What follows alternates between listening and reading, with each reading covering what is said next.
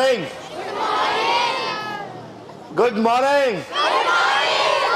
जय हिंद। आप लोगों को ठंडा ज्यादा लग रहा है तो एक बार ऐसे करके और दोनों हाथ ऊपर कीजिए। एक बार दोनों हाथ ऊपर कीजिए। एक बार थोड़ा हिलाइए हाथों को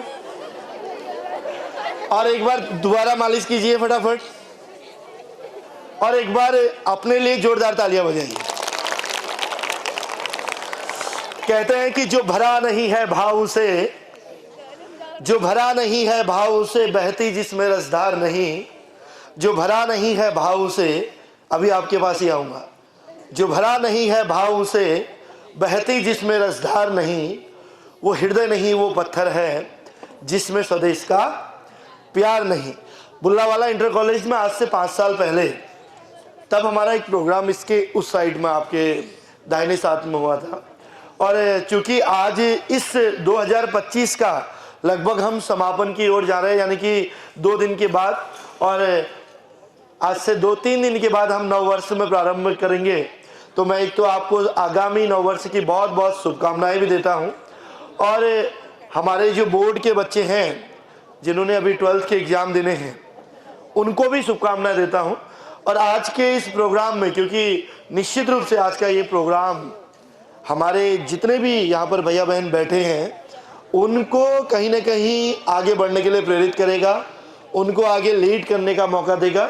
और हमारी पूरी टीम आपके बीच में है तो सर पहले मैं आपके प्रिंसिपल सर उनका थैंक यू करता हूँ, आपके टीचर्स, आपके जितने भी कोऑर्डिनेटर हैं उन सब का धन्यवाद, उन सबको प्रणाम, आपके माता पिता को प्रणाम जिन्होंने बड़ी मशक्क़त के बाद, क्योंकि आप विद्यालय में बैठे हैं, आप विद्यालय में बैठे हैं, स्कूल में पढ़ने के लिए आए हैं। बेटा 1-2 ये सुनिए, इधर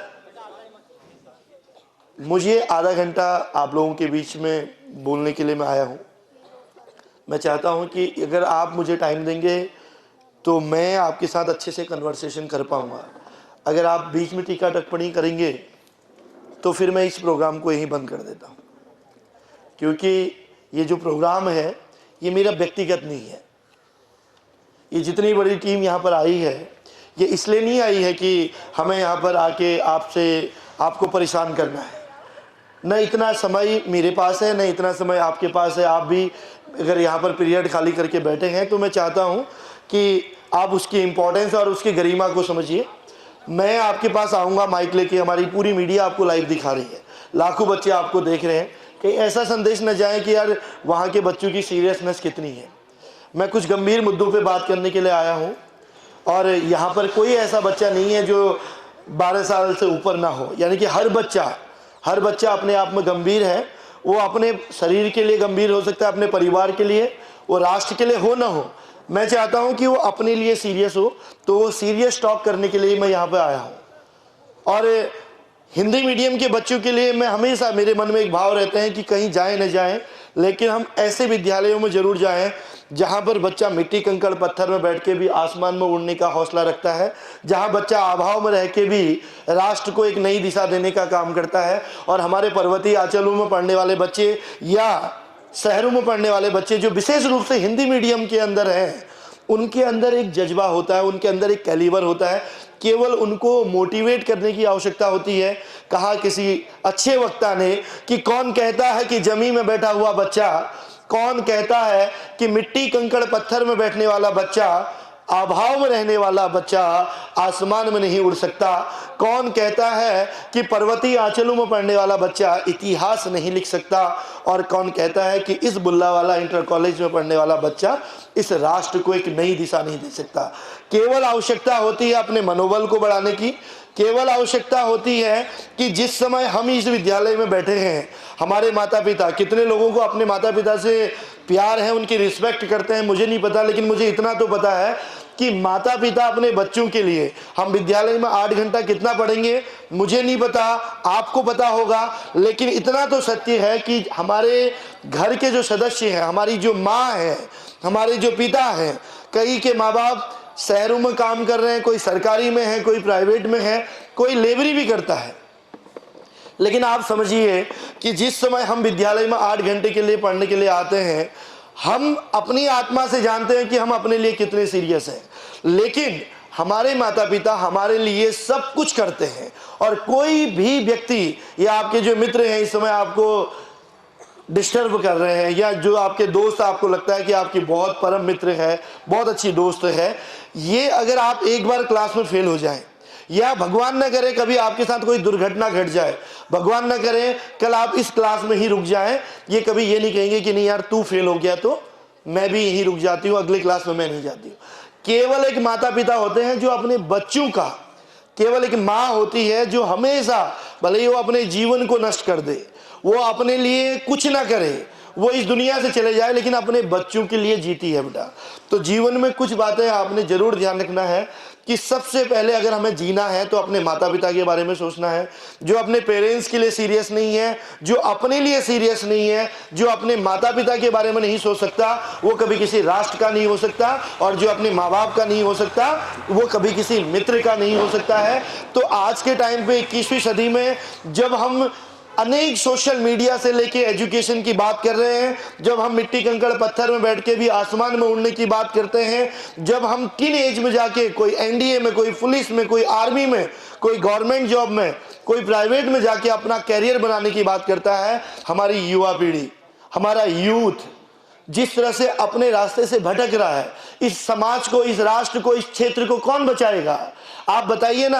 आपका भाई, किसी का पुत्र, किसी का बेटा इस समय सियाचिन में शहीद हो सकता है, जम्मू कश्मीर के -डिग्री टेम्परेचर में देश की आन बान शान के लिए, राष्ट्र के निर्माण के लिए, बिना क्षेत्रवाद के, बिना जातिवाद के लिए वो शहीद हो सकता है। किसी के बुढ़ापे की लाठी टूट जाती है, कोई बच्चा अनाथ हो जाता है, किसी माँ के मांग का सिंदूर मिट जाता है, और हम ऐसी बातें करते समय अगर मुस्कुराएं तो वो इंसान नहीं, वो जानवर से भी बदतर हो सकता है।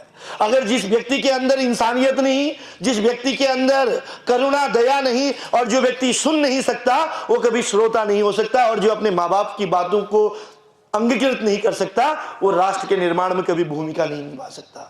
मैं सिर्फ इस विद्यालय में इसलिए आया हूं कि मुझे पता है यहाँ पर पढ़ने वाला बच्चे को अगर थोड़ा मोटिवेट किया जाए, उन बच्चों के साथ थोड़ा खड़ा किया जाए, उन बच्चों को थोड़ा सा गाइड किया जाए, तो यहीं का पढ़ने वाला बच्चा कल देवभूमि उत्तराखंड के लिए एक नया इतिहास बना सकता है। और इस विद्यालय का इतिहास भी है, यहाँ से पढ़े हुए बच्चे, कई बच्चे डॉक्टर बने, कई बच्चे गवर्नमेंट जॉब में गए हैं, कई पुलिस में गए हैं, कोई आर्मी में गए हैं। हमारा इस विद्यालय में पढ़ने वाला बच्चा किसी से कमजोर नहीं है, किसी से कम नहीं है। केवल आवश्यकता है अपने मनोबल को बढ़ाने की, केवल आवश्यकता है अपने डायरेक्शन को पॉजिटिव ले जाने की, केवल आवश्यकता है जिस समय पूरे विश्व में जिस हिंदुस्तान की युवा पीढ़ी 65% 35 वर्ष से कम हो, जहां की 50% यानी कि 125 करोड़ की जनसंख्या, जहां पर 50% 25 वर्ष की आयु से कम हो, तो हिंदुस्तान के ऐसी युवा पीढ़ी को आगे बढ़ने के लिए कौन रोक सकता है? कहते हैं कि संघर्षों के आयामों से इतिहास बना करते हैं, संघर्षों के आयामों से इतिहास बना करते हैं। जिस ओर जवानी चलती है उस ओर जवानी चलते हैं। अगर आप चाहो तो अपने आप को बदलने के साथ साथ इस राष्ट्र के निर्माण में योगदान दे सकते हैं।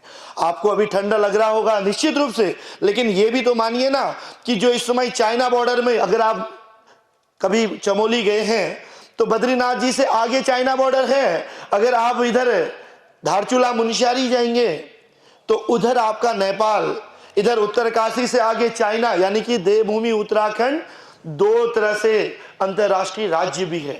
हमको पता होना चाहिए कि हिंदुस्तान की 125 करोड़ जनसंख्या के बीच में हम केवल 1% हैं।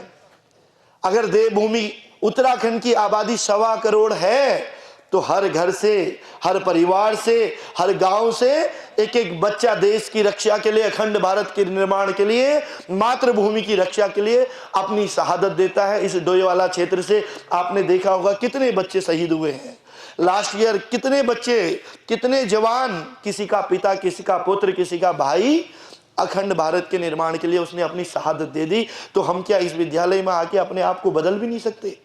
क्या हम केवल अपनी भावनाओं को एक सकारात्मक दिशा में नहीं भेज सकते? हमें सोचना चाहिए बेटा। आज राष्ट्र के लिए सोचो न सोचो, उस माँ के लिए जरूर सोचिए जो सुबह आपके लिए नाश्ता बनाती है, चाहे शाम की सब्जी हो या दिन का कलेऊ हो, आपको खिलाती है, खुद भूखे रहती है। वो 40-50 साल की उम्र की हो गई है माँ। पिता भी अपने बच्चों के लिए बहुत कुछ करते हैं, लेकिन कई बार कई घरों में आपने देखा होगा जब पिता नशा करके आते हैं, बड़ा भाई नशा करके आता है, माँ को कष्ट होता है। माँ भूखे प्यासे अपने बच्चों के लिए मेहनत करती है, कभी भूखे सो जाती है तो कभी दुनिया छोड़ने को मजबूर हो जाती है, लेकिन फिर भी उसके मन में करुणा दया होती है कि मेरा बेटा आगे बढ़े, मेरी बिटिया पढ़ ले, मेरा बच्चा अपने पैरों में खड़ा हो जाए।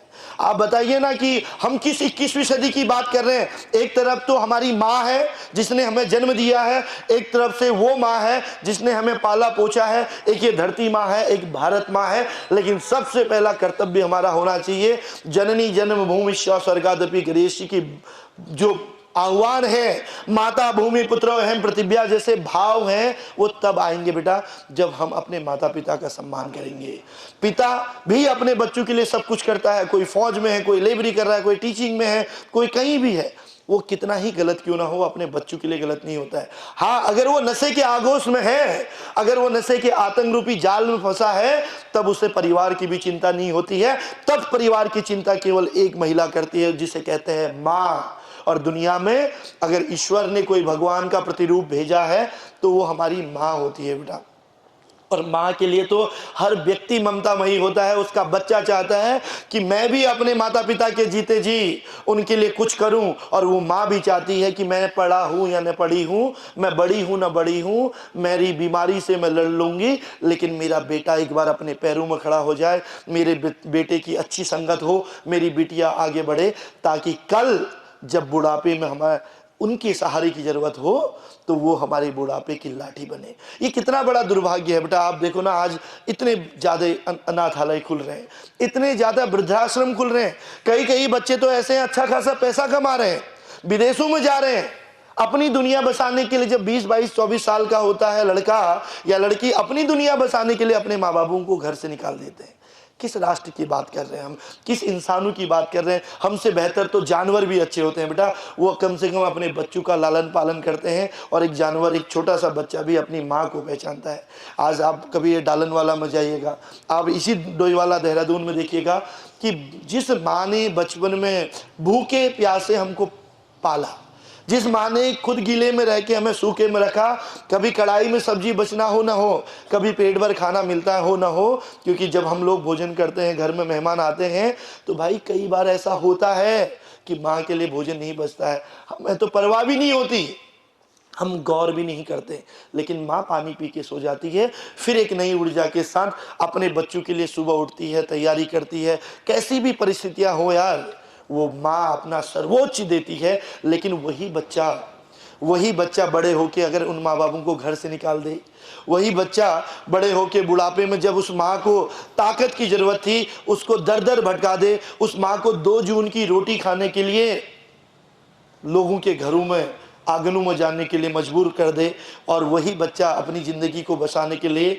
अपनी लाइफ को सेटल करने के लिए माँ बाप को घर से निकाल दे। आप बताओ, इस विद्यालय में पढ़ने वाला बच्चा बजाए कि हम किस राष्ट्र की बात कर रहे हैं, हम किस 21वीं सदी की बात कर रहे हैं, हम किन युवाओं की बात कर रहे हैं। तो कम से कम अपने माता पिता के बारे में सोचिए यार बेटा। राष्ट्र का निर्माण तो अपने आप हो जाएगा। केवल अपने फिजिकल, अपने मेडिकल के बारे में सोचिए, केवल अपने मेंटल स्तर के बारे में सोचिए, केवल अपने अंदर के उस इंसान को पहचानिए जो आपसे बेहतर कभी किसी को हो नहीं सकता। केवल अपने संगत को, अपने इर्द गिर्द के दोस्तों को पहचानिए कि कौन आपके कुल का नाश कर सकता है, कौन आपका साथ दे सकता है, कौन आपके माँ बाप की आयु को दीर्घायु में परिवर्तित कर सकता है। ऐसा मित्र शत्रु से बड़ा होता है बेटा जो आपके परिवार को नष्ट करने में तुला है। आज पूरे विश्व के लिए सबसे बड़े आतंक की कोई चुनौती है, अगर आज आतंकवाद को सबसे ज्यादा फंडिंग कहीं से होती है, अगर आज किसी बहन को किसी ने किसी के भाई से दूर किया है, अगर किसी के बुढ़ापे की लाठी को किसी ने तोड़ा है, तो वो केवल राष्ट्र के लिए, पूरे देश के लिए, इस देवभूमि के लिए सबसे बड़ा आतंक का हथियार है नशा, ड्रग्स। जहां पर एक बच्चा 13 साल, 15 साल, 18 साल का, जिसका फिजिकल, मेडिकल, उठना बैठना, चलना फिरना फौलाद की तरह बन सकता था, मिट्टी कंकड़ पत्थर में बैठ के भी हवा के रुख को मोड़ सकता था, उस ड्रग्स की वजह से ना आज पेट में आत है न मुंह में दांत है। स्थिति यह है कि हर क्राइम को करने के लिए वो मजबूर है। अरे माता पिता की रक्षा तो तब करेंगे ना जब हम अपनी रक्षा कर पाएंगे। जब मेरा शरीर ही अच्छा नहीं होगा तो आप क्या करोगे, आप बताइए। मैं अपने लिए थोड़ा ना बोल रहा हूँ, जितने यहाँ पर हमारे भाई बहन बैठे हैं, जितने भी गर्ल्स बॉयज बैठे हैं, अगर उनका शरीर अच्छा रहेगा, अरे नहीं आएंगे हम टॉपर, नहीं जाएंगे हम बहुत आगे, हमारी कोई सरकारी नौकरी मिले न मिले, हम डॉक्टर इंजीनियर बने न बने, लेकिन हम अपना फिजिकल, अपना मेडिकल, अपना उठना बैठना, आचार विचार, बेटा तुम्हारी पर्सनालिटी, ईश्वर ने इतना अच्छा शरीर दिया है, हम क्यों बिगाड़ेंगे। आप लोग कहते हो ना हम गरीब हैं, आपके मन में भाव आते होंगे ना हमारे पास घोड़ा गाड़ी नहीं है, आपको लगता होगा कि नहीं हम तो सरकारी स्कूल में पढ़े हैं, अंग्रेजी मीडियम वाले बहुत ही अच्छे होते हैं। ऐसा नहीं है। इतिहास तो उसी ने बनाया है जिसने एहसास किया है। जो मिट्टी कंकड़ पत्थर में बैठा है ना बेटा, उसी ने समाज को दिशा दी है। जिसको भूख का पता है ना बेटा, उसी ने दूसरे को भोजन कराया हो। जिसने खुद आंसू देखे हैं ना, उसी को महत्ता पता होती है कि आंसू किसे कहते हैं। आप सौभाग्यशाली हैं, आप सौभाग्यशाली हैं अगर आप एक मध्यम परिवार में पैदा हुए हैं। आप सौभाग्यशाली हैं अगर आप इस विद्यालय में पढ़ रहे हैं, क्योंकि आपके अंदर वो एहसास होगा, वो आभाव का पता होना चाहिए। और आप तो फिर भी इतने स्मार्ट पर्सनालिटीज हैं यहाँ पे, क्योंकि ईश्वर ने तुमको 2 हाथ पैर दिए हैं। गरीबी किसे कहते हैं पता है आपको? आपको क्या लगता है कि गरीबी का जो एग्जाम्पल है क्या है? पैसा नहीं है तो गरीब है, ऐसा लगता होगा ना। घोड़ा गाड़ी मकान नहीं है तो गरीब है, ऐसा नहीं है। गरीबी और अमीरी का फर्क अगर देखना हो तो कभी जब आप क्रिकेट खेलते हो, मैच खेलते हो, गेम्स में जाते हो, अलग अलग एक्टिविटी में जाते हो, तो आप देखना कभी चौराहे के किनारे कोई एक बच्चा ऐसे करके बैठा रहता है, ऐसे जमीन में बैठा रहता है। वो खड़ा तो होना चाहता है भाई, खड़ा नहीं हो पाता है।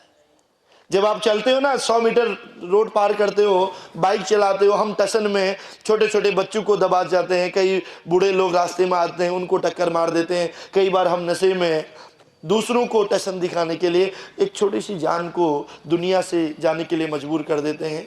कभी एहसास किया है जब आप चलते हो तो उस बच्चे के मन में क्या बीतती होगी जिसके 2 घुटने तो होते हैं लेकिन 2 पैर नहीं, 2 बाजुएं तो होती है लेकिन 2 हाथ नहीं। वो बिना पैरों का, बिना बाजुओं का, बिना घुटनों का वो बच्चा यार सड़क पार नहीं कर पाता है।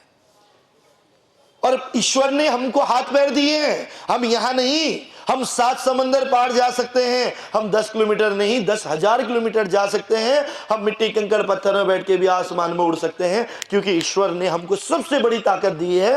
वो ताकत है हाथों की, वो ताकत है पैरों की, वो ताकत हमारे माँ बाप ने हमें जन्म दिया है। हम चल फिर सकते हैं, इस दुनिया को बदल सकते हैं। केवल आवश्यकता है अपने आप को पहचानने की और कभी महसूस करना बेटा उस बच्चे को। जब आप सड़क पार कर रहे हैं, वो 10 मीटर नहीं घिस पाता, आप 10 किलोमीटर चले जाते हो, वो उठ नहीं पाता, आप उड़ के आसमान में जा सकते हो। तो आप सोचिए ना, वो बच्चे को अगर कोई हिट कर दे, कोई नशे में गाड़ी चलाए, और वो बच्चा जब दुनिया से छोड़ के जाता है तो उसके मुंह से फिर एक शब्द आता है और वो शब्द होता है माँ।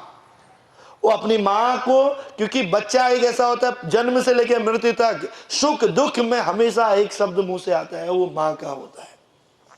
और जब वो दुनिया छोड़ के जाता है ना, तो वो यही कहता है कि माँ मुझे इस बात का कष्ट नहीं कि मैं दुनिया छोड़ के जा रहा हूँ, माँ मुझे इस बात का कष्ट है कि अगले बार भी जब मेरा जन्म हो तो तेरे ही घर में मेरा जन्म हो। बस माँ मुझे 2 चीज़ दे देना, मुझे हाथ और पैर दे देना, तो इन बच्चों को बताऊंगा कि हाथों की ताकत किसे कहते हैं, पैरों की ताकत किसे कहते हैं, अमीरी किसे कहते हैं, गरीबी किसे कहते हैं। अरे ईश्वर ने हाथ पैर दिए हैं, अच्छा शरीर दिया है, दिमाग दिया है। अब कर्म तुम्हारे हैं कि तुम्हें इस अभाव से उठ के इतिहास बनाना है या फिर नशे के दलदल में बैठ के अपने कुल का नाश करना है। आज माता पिता है, उनका सम्मान नहीं करते। आज माँ है, उसका अपमान करते हैं। आज माता पिता है, उनकी बातें बुरी लगती हैं। लेकिन कभी याद रखना बेटा, जीवन में जो आया है उसको जाना तो है, लेकिन अगर कभी कम आयु में अगर कोई बच्चे से उसकी माँ अलग हो जाए, अगर किसी के माता पिता इस दुनिया को छोड़ के चले जाए, तो उन बच्चों की आंखों में जाके कभी देखना, उनसे पूछना कि माँ की ममता, पिता की ताकत किसे कहते हैं। जब पापा दुनिया छोड़ के जाते हैं ना, तो एक एक बच्चा रोता है, उसको एहसास होता है आज मेरे पापा इस दुनिया में नहीं है।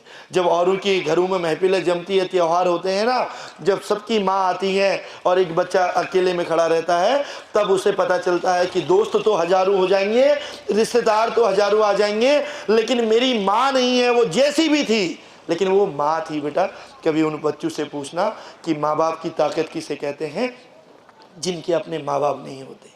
आज माँ बाप है ना तो अपमान मत कीजिए। आज माता पिता है ना, उनकी भावनाओं की कदर कीजिए।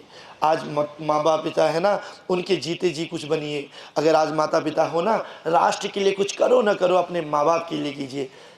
ऐसा ना हो यार बेटा कि कहते ना, तब पछतावत होत क्या जब चिड़िया चुग गई खेत।